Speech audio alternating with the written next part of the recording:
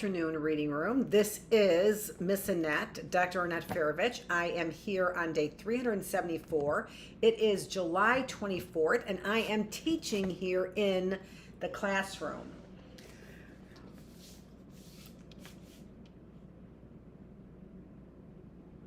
Yeah, I just, well, we'll get to the book.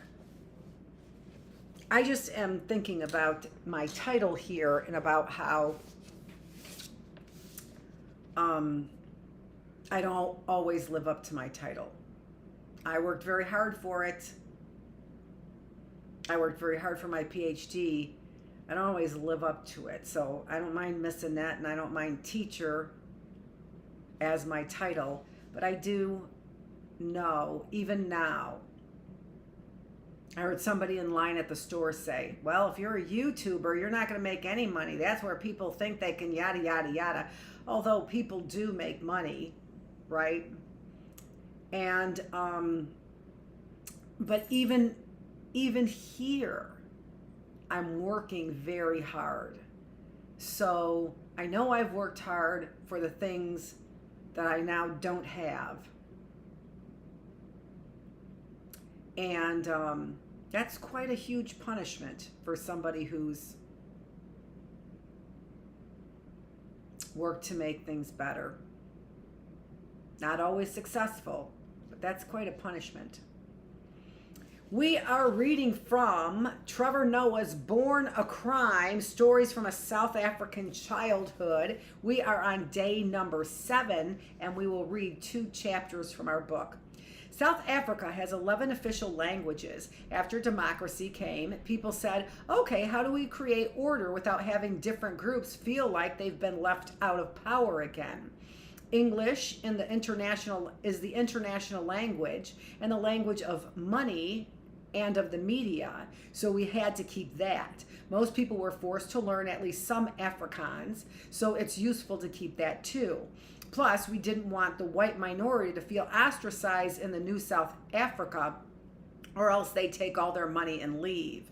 On the African languages, Zulu has the largest number of native speakers, but we couldn't keep that without also having Xhosa and Setswana and Ndebele.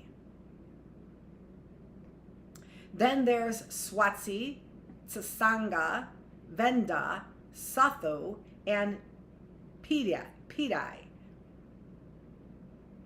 You'd think a 4-letter word would be easy to pronounce, P-E-D-I. We tried to keep all the major groups happy, so the next thing we knew, we'd made 11 languages official languages. And those are just languages big enough to demand recognition. There are dozens more. It's a Tower of Babel in South Africa every single day. Every day you see people completely lost, trying to have conversations and having no idea what the other person is saying. Zulu and Swana are fairly common. Tsanga and Pidi are pretty fringe. The most common your tongue, the less likely you are to learn others. The more fringe, the more likely you are to pick up 2 or 3. In the cities, most people speak at least some English and usually a bit of Afrikaans, enough to get around. You'll be at a party with a dozen people where bits of conversations are flying by in 2 or 3 different languages. You'll miss part of it. Someone might translate on the fly to give you the gist. You pick up the rest from the context and you just figure it out. The crazy thing is that somehow it works. Society functions, except when it doesn't. A young man's long, awkward, occasionally tragic, and frequently humiliating education in affairs of the heart, part 3, the dance. By the end of high school, I'd become a mogul. My truck stop business had evolved into a mini empire that included selling pirated CDs I made at home. I'd convinced my mother, as frugal as she was, that I needed a computer for school. I didn't. I wanted it so I could surf the internet and play Leisure Suit Larry. I played that too. But I was very convincing, and she broke down and got it for me. Thanks to the computer, the internet, and the fortunate gift of a CD writer from a friend, I was in business. I had carved out my niche and was having a great time. Life was so good as an outsider that I didn't even think about dating. The only girls in my life were the naked ones on my computer. While I downloaded music and messed around in chat rooms, I dabbled in porn sites here and there. No video, of course, only pictures. With online porn today, you just drop straight into the madness, but with dial-up, it took so long for the images to load. It was almost gentlemanly compared to now. You'd spend a good 5 minutes looking at her face, getting to know her as a person. Then a few minutes later, you'd get some boobs. By the time you'd get to her vag, you'd spent a lot of quality time together. In September of grade 12, the matrix dance was coming up, senior prom. This was the big one. I was again faced with the dilemma of Valentine's Day, confronting another strange ritual I did not understand. All I knew about prom was that according to my American movies, prom is where it happens. You lose your virginity. You go and you ride in a limousine, and then you and the girl do the thing. That was literally my only reference. But I knew the rule. Cool guys got girls, and funny guys get to hang out with the cool guys and their girls. So I'd assume I wouldn't be going, or if I did go, it wouldn't be with a date. I had two middlemen working for me in my CD business, Bongani and Tom. They sold the CDs and I copied in exchange for a cut. I met Tom at the arcade at the Balfour Park Mall. Like Teddy, he lived nearby because his mom was a domestic worker. Tom was in my grade but went to the government school, Northview, a proper ghetto school. Tom handled my CD sales over there. Tom was a chatterbox, hyperactive, and go. He was a real hustler too, always trying to cut a deal, work an angle. He could get people to do anything. A great guy, but effing crazy and a complete liar as well. I went with him once to Hammondscrawl, a settlement that was like a homeland but not really. Hammondscrawl, as its Afrikaans name suggests, was the kraal of Hammon, what used to be a white man's farm. The proper homelands, Venda and Gazinkulu and Transkei, were places where black people actually lived, and the government drew a border around them and said, stay there. Hammondscrawl and settlements like it were empty places on the map where deported black people had been relocated. That's what government did. They would find some patch of arid, dusty, useless land and dig row after row of holes in the ground, 1,000 latrines to serve 4,000 families. Then they'd forcibly remove people from illegally occupying some white area and drop them off in the middle of nowhere with some pallets of plywood and corrugated iron. Here, this is your new home. Build some houses. Good luck. We'd watch it on the news. It was like some heartless survival-based reality TV show, only nobody won any money. One afternoon in Hammondscrawl, Tom told me we were going to see a talent show. At the time, I had a pair of Timberland boots I'd bought. They were the only decent piece of clothing I owned. Back then, almost no one in South Africa had Timberlands. They were impossible to get, but everyone wanted them because American rappers wore them. I'd scrimped and saved my tuck shop money and my CD money to buy them. As we were leaving, Tom told me, be sure to wear your Timberlands. The talent show was in this little community hall attached to nothing in the middle of nowhere. When we got there, Tom was going around shaking hands, chatting with everybody. There was singing, dancing, some poetry. Then the host got up on stage and said, Renale, all right, this is all in African. We've got a special performer, a rapper all the way from America. Please welcome Spliff Star. Spliff Star was Busta Rhymes' hype man at the time. I sat there confused. What? Spliff Star? In Hammondscrawl? Then everyone in the room turned and looked at me. Tom walked over and whispered in my ear, dude, come up on stage. What? Come on stage. Dude, what are you talking about? Dude, please. You're going to get me in so much trouble. They've already paid me the money. Money? What money? Of course, what Tom had failed to tell me was that he told these people he was bringing a famous rapper from America to come and rap in their talent show. He had demanded to be paid up front for doing so, and I, in my Timberlands, was the famous American rapper. Screw you, I said. I'm not going anywhere. Please, dude, I'm begging you. Please do this favor. Please. There's the girl here. I want to get with her. And I told her I know all these rappers. Please, I'm begging you. Dude, I'm not Spliff Star. What am I going to do? Just rap Busta Rhymes songs. But I don't know any of the lyrics. It doesn't matter. These people don't speak English. I got up on stage and Tom did some terrible beatboxing while I stumbled through some Busta Rhymes lyrics that I made up as I went along. The audience erupted with cheers and applause. An American rapper had come to hammer scrawl, and it was the most epic thing they had ever seen. So that's Tom. One afternoon, Tom came by my house, and we started talking about the dance. I told him I didn't have a date, couldn't get a date, and wasn't going to get a date. I can get you a girl to go with you to the dance, he said. No, you can't. Yes, I can. Let's make a deal. I don't want one of your deals, Tom. No, listen, here's a deal. If you give me a better cut on the CDs I'm selling, plus a bunch of free music for myself, I'll come back with the most beautiful girl you've ever seen in your life, and she'll be your date for the dance. Okay, I'll take that deal because it's never going to happen. Do we have a deal? We have a deal, but it's not going to happen. But do we have a deal? It's a deal. Okay, I'm going to find you a date. She's going to be the most beautiful girl you've ever seen, and you're going to take her to the Matrix dance, and you're going to be a superstar. The dance was still 2 months away. I promptly forgot about Tom and his ridiculous deal. Then he came over to my house one afternoon and popped his head into my room. I found the girl. Really? Yeah, you have to come and meet her. I knew Tom was full of crap, but the thing that makes a con man successful is that he never gives you nothing. He delivers just enough to keep you believing. Tom had introduced me to many beautiful women. He was never dating them, but he talked a good game and was always around them. So when he said he had a girl, I didn't doubt him. The two of us jumped on a bus and headed into the city. The girl lived in a rundown block of flats downtown. We found her building, and a girl leaned over the balcony and waved us inside. That was the girl's sister, Loretto, Tom said. Come to find out, he'd been trying to get with Loretto, and setting me up with her sister was his way in. Of course, Tom was working an angle.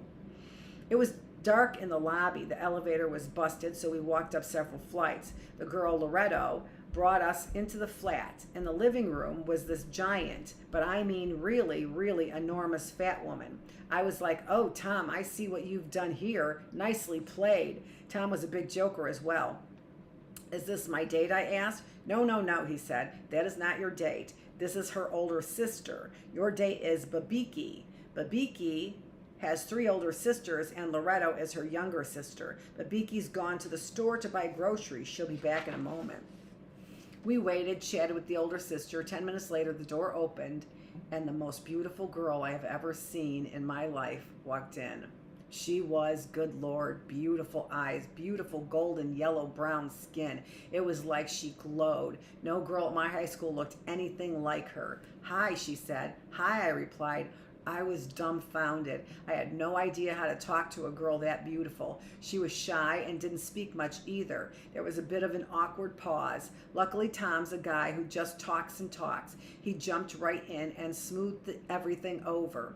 Trevor, this is Babiki Trevor. He went on and on about how great I was, how much she was looking forward to the dance, when I would pick her up for the dance, all the details. We hung out for a few, and then Tom needed to get going, so we headed out the door. Babiki turned and smiled at me and waved as we left. Bye, bye. We walked out of the building, and I was the happiest man on earth. I couldn't believe it. I was a guy at school who couldn't get a date. I'd resigned myself to never getting a date, didn't consider myself worthy of having a date, but now I was going to the Matrix dance with the most beautiful girl in the world. Over the following weeks, we went down to Hillbrow a few more times to hang out with Babiki and her sisters and her friends. Babiki's family was Pedi, one of South Africa's smaller tribes. I like getting to know people of different backgrounds, so that was fun. Babiki and her friends were what we call a mabhushwa. They're as poor as most other black people, but they try to act like they're not. They dress fashionably and act rich. A mabhushwa will put a shirt on layaway, one shirt, and spend 7 months paying it off. They'll live in shacks wearing Italian leather shoes that cost thousands. an interesting crowd. But Vicky and I never went on a date alone. It was always the two of us in a group. She was shy and I was a nervous wreck most of the time. But we had fun. Tom kept everyone loose and having a good time. Whenever we'd say goodbye, but Vicky would give me a hug, and once she even gave me a little kiss. I was in heaven. I was like, yeah, I've got a girlfriend. Cool. As the dance approached, I started getting nervous. I didn't have a car. I didn't have any decent clothes. This was my first time taking out a beautiful girl, and I wanted it to be perfect. We'd moved to the Highlands North when my stepfather's garage went out of business and he moved his workshop to the house. We had a big yard and a garage in the back, and that became a new workshop essentially. At any given time, we had at least 10 or 15 cars in the driveway, in the yard, and out on the street. Clients, cars being worked on, and old junkers Abel kept around to tinker with. One afternoon, Tom and I were at the house. Tom was telling Abel about my date, and Abel decided to be generous. He said I could take a car for the dance. There was a red Mazda that we'd had for a while, a complete piece of crap, but it worked well enough. I'd borrowed it before, but the car I really wanted was Abel's BMW. It was old and beat up like the Mazda, but a crap BMW is still a BMW. I begged him to let me take it. Please, please, can I use the BMW? No effing chance. Please, this is the greatest moment in my life. Please, I'm begging you. No, please, no, you can take the Mazda. Tom, always the hustler and the deal maker, stepped in. Brah, Abby, he said, I don't think you understand. If you saw the girl Trevor is taken to the dance, you would see why this is so important. Let's make a deal. If we bring her here and she's the most beautiful girl you've ever seen in your life, you'll let him take the BMW. Abel thought about it. Bangani lived in Alexandria. Let me see, did I skip a page? Okay, deal. We went to Babinki's flat, told her my parents wanted to meet her, and brought her back to my house. Then we brought her around to the garage in the back where Abel and his guys were working. Tom and I went over and introduced them. Abel, this is Babinki. Babinki, this is Abel. Abel smiled big, was charming as always. Nice to meet you, he said. They chatted for a few minutes. Tom and Babinki left. Abel turned to me. Is that the girl? Yes, you can take the BMW. Once I had the car, I desperately needed something to wear. I was taking out this girl who was really into fashion, and except for my Timberlands, everything I owned was crap. I was limited in my wardrobe choices because I was stuck buying in the shops my mother let me go to. My mother did not believe in spending money on clothes. She'd take me to some bargain clothing store and tell me what our budget was, and I'd have to find something to wear. At the time, I had no clue about clothes. My idea of fashion was a brand of clothing called Powerhouse. It was the kind of stuff weightlifters wear down in Miami or on Venice Beach, baggy track pants with baggy sweatshirts. The logo was a cartoon of this giant bodybuilding bulldog wearing wraparound sunglasses and smoking a cigar and flexing his muscles. On the pants, he was flexing all the way down your leg. On the shirt, he was flexing across your chest. On the underwear, he was flexing on your crotch. I thought Powerhouse was the baddest thing in the world. I can't even front. I had no friends. I loved dogs and muscles were cool. That's where I was working from. I had Powerhouse everything, the full range, 5 of the same outfit in 5 different colors. It was easy. The pants came with the top, so I knew how to make it work. Bangani, the other middleman from the CD business, found out I had a date, and he made it his mission to give me a makeover. You need to up your game, he said. You cannot go to the dance looking the way you look. For her sake, not yours. Let's go shopping. I went to my mom and begged her to give me money to buy something to wear for the dance. She finally relented and gave me 2,000 rand for one outfit. It was the most money she'd ever given me for anything in my life. I told Bangani how much I had to spend, and he said we'd make it work. The trick to looking rich, he told me, is to have one expensive item, and for the rest of the things you get basic, good-looking quality stuff. The nice item will draw everyone's eye, and it'll look like you've spent more than you have. In my mind, nothing was cooler than the leather coats everybody wore in The Matrix. The Matrix came out while I was in high school, and it was my favorite movie at the time. I loved Neo. In my heart, I knew I am Neo. He's a nerd. He's useless at everything. But secretly, he's a badass superhero. All I needed was a bald, mysterious black man to come into my life and show me the way. Now I had Bangani black, head shaved, telling me, you can do it, you're the one. And I was like, yes, I knew it. I told Bangani I wanted a leather coat like Keanu Reeves wore, the ankle length black one. Bangani shut that down. No, that's not practical. It's cool, but you'll never be able to wear it again.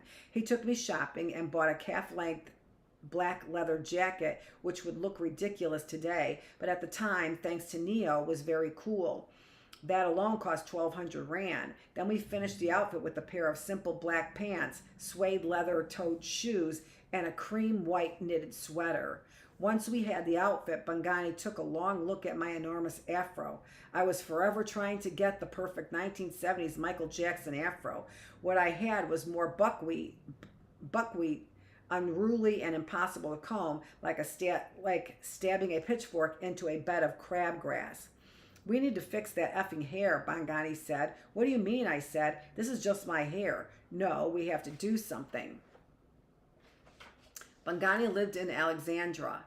He dragged me there, and we went to talk to some girls from his street who were hanging out on the corner. What would you do with this guy's hair? He asked then. The girl looked me over. He has so much, one of them said. Why doesn't he cornrow it? Yeah, they said, that's great. I said, what, cornrows? No, they said, do it. Bangani dragged me to a hair salon down the street. We went in and sat down. The woman touched my hair, shook her head, and turned to Bangani. I can't work with this sheep, she said. You have to do something about this. What do we need to do? You have to relax it. I don't do that here. Okay, Bangani dragged me to a second salon. I sat down in the chair, and the woman took my hair and started painting this creamy white stuff in it. She was wearing rubber gloves to keep this chemical relaxer off her own skin, which should have been my first clue that maybe this wasn't such a great idea. Once my hair was full of a relaxer, she told me, you have to try to keep it in for as long as possible. It's going to start burning. When it starts burning, tell me and we'll rinse it out. But the longer you can handle it, the straighter your hair will become. I want to do right, so I sat in the chair and waited for as long as I could. I waited too long. She told me to tell her when it started burning. She should have told me to tell her when it started tingling, because by the time it was actually burning, it had already taken off several layers of my scalp. I was well past tingling when I started to freak out. It's burning, it's burning. She rushed me over to the sink and started to rinse the relaxer out. What I didn't know is that the chemical doesn't really start to burn until it's being rinsed out. I felt like someone was pouring liquid fire onto my head. When she was done, I had patches of acid burns all over my scalp. I was the only man in the salon. It was all women. It was a window into that woman experience to look good on a regular basis. Why would they ever do this? I thought, this is horrible, but it worked. My hair was completely straight. The woman combed it back, and I looked like a pimp named Slickback. Bangani dragged me back to the first salon, and the woman agreed to cornrow my hair. She worked slowly. It took 6 hours. Finally, she said, okay, you can look in the mirror. She turned me around in the chair, and I looked in the mirror. I had never seen myself like that before. It was like the makeover scenes in American movies where they take the dorky guy or girl, fix the hair, and change the clothes, and the ugly duckling becomes the swan. I'd been so convinced I'd never get a date that I never tried to look nice for a girl, so I didn't know I could. The hair was good, my skin wasn't perfect, but it was getting better. The pustules had receded into regular pimples. I looked not bad. I went home and my mom squealed when I walked in the door. Ooh, they turned my baby boy into a pretty little girl. I've got a little girl, you're so pretty. Mom, come on, stop it. Is this the way you're telling me that you're gay? What? No, why would you say that? You know, it's okay if you are. No, Mom, I'm not gay. Everyone in my family loved it. They all thought it looked great. My mom did tease the crap out of me, though. It's very well done, she said, but it is way too pretty. You do look like a girl. The big night finally came. Tom came over to help me get ready. The hair, the clothes, everything came together perfectly. Once I was set, we went to Abel to get the keys to the BMW, and that was the moment the whole night started to go wrong. It was Saturday night, end of the week, which meant Abel was drinking with his workers. I walked out to his garage, and as soon as I saw his eyes, I knew he was wasted.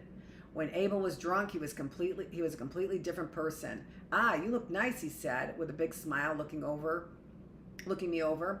"Where are you going?" "Where am I?" "Abby, I'm going to the dance." "Okay, have fun. Can I have the keys?" "The keys to what?" "To the car." "What car?" "The BMW. You promised I could drive the BMW to the dance." "First, go buy me some beers," he said. He gave me his car keys.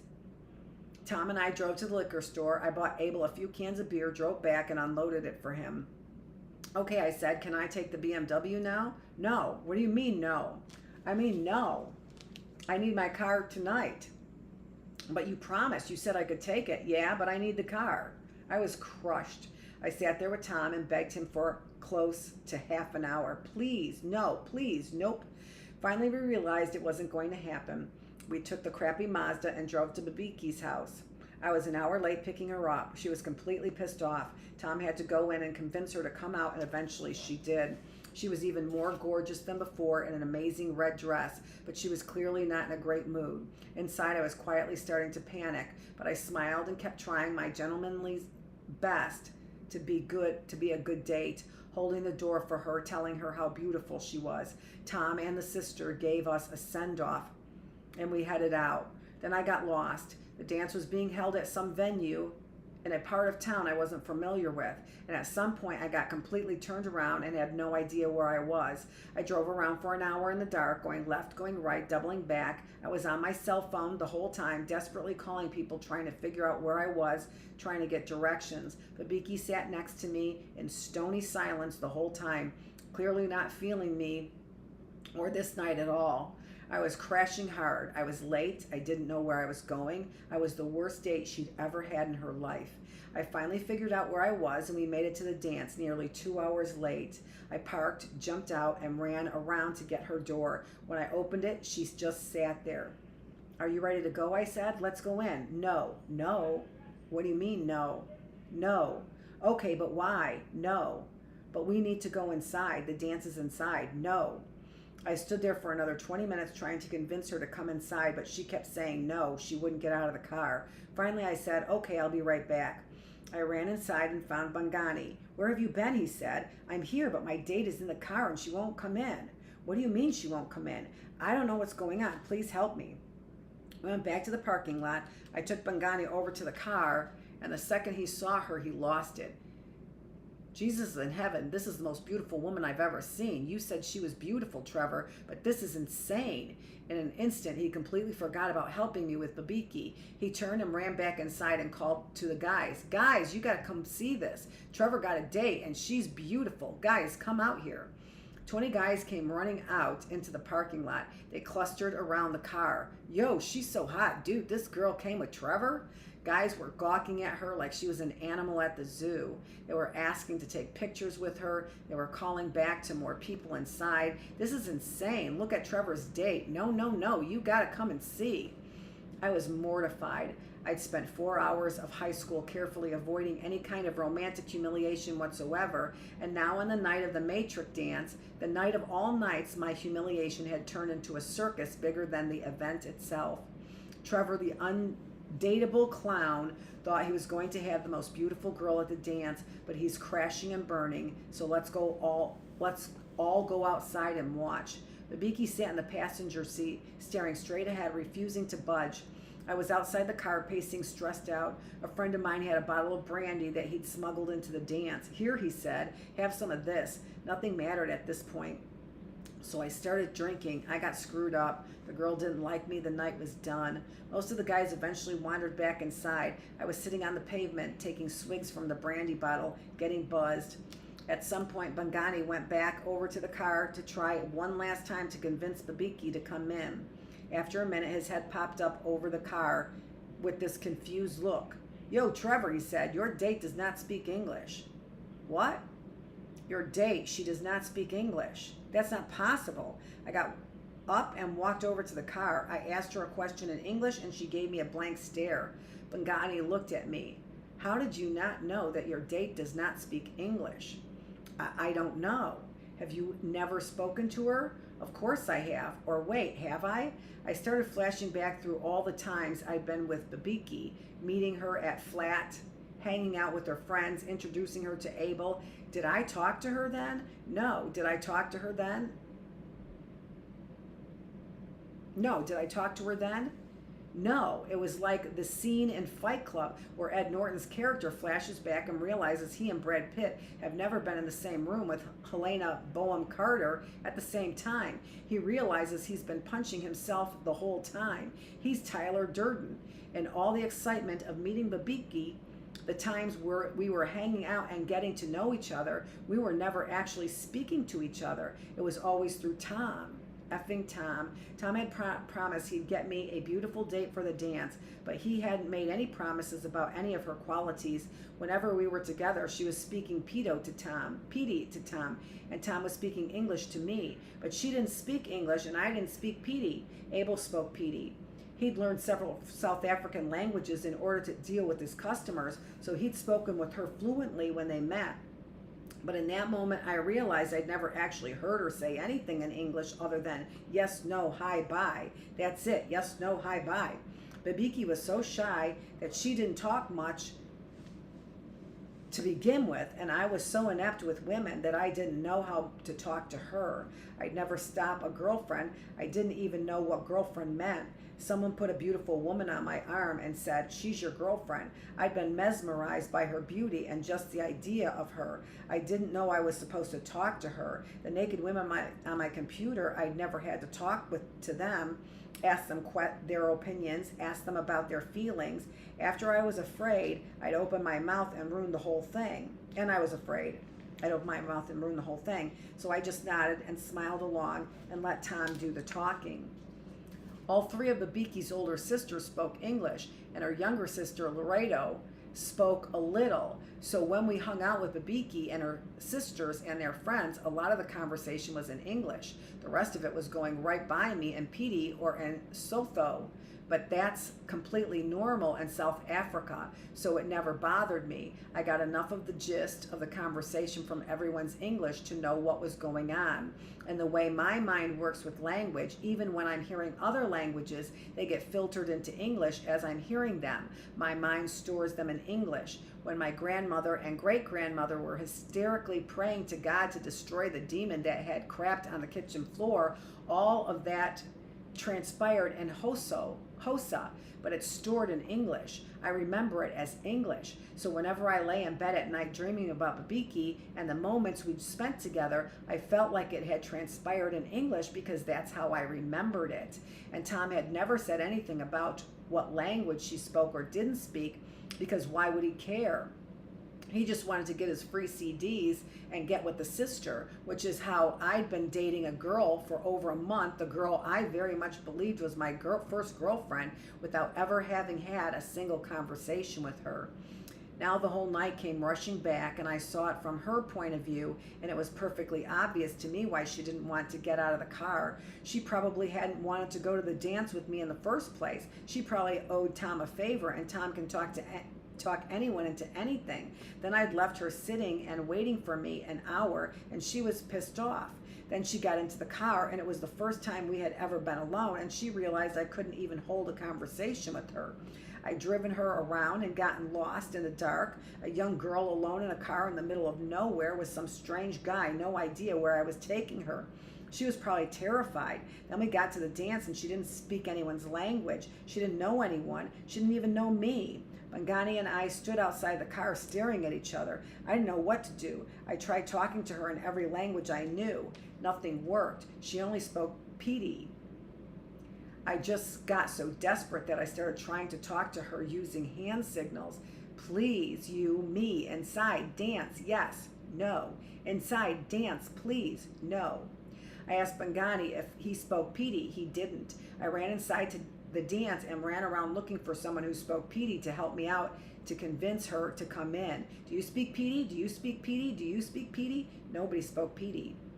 I never got to go to the matrix dance. Other than the 3 minutes I spent running through it, looking for someone who spoke Petey, I spent the whole night in the parking lot. When the dance ended, I climbed back into the crappy red Mazda and drove Babiki home. We sat in total awkward silence the whole way. I pulled up in front of her block of flats in Hillbrow, stopped the car and sat for a moment as I tried to figure out the polite and gentlemanly way to end this evening. Then out of nowhere, she leaned over and gave me a kiss, like a real kiss, a proper kiss. The kind of kiss that made me forget the whole disaster had just happened.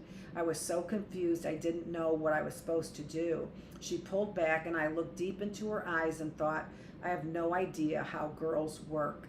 I got out of the car, walked around to her side and opened her door. She gathered up her dress and stepped out and headed toward her flat. And she turned to go, and as she turned to go, her one last little wave. I gave her one last little wave. Bye. Bye. Okay, well, that was kind of a long chapter, and I do get a little bit fatigued. So I'm going to call it a day for that in our reading room. This is Dr. Annette Feravich, Miss Annette. It is July 24th. It is day 374 in the classroom. That completes day 374. Usually we have that on Thursdays, but I got it complete today. Thanks so much for joining me as we are reading Trevor Noah's Born a Crime. And in our reading room, just like the other classrooms, I am always working to make my mind, my body, and my spirit healthier so that I can help you make your mind, body, and spirit healthier as well. Thanks.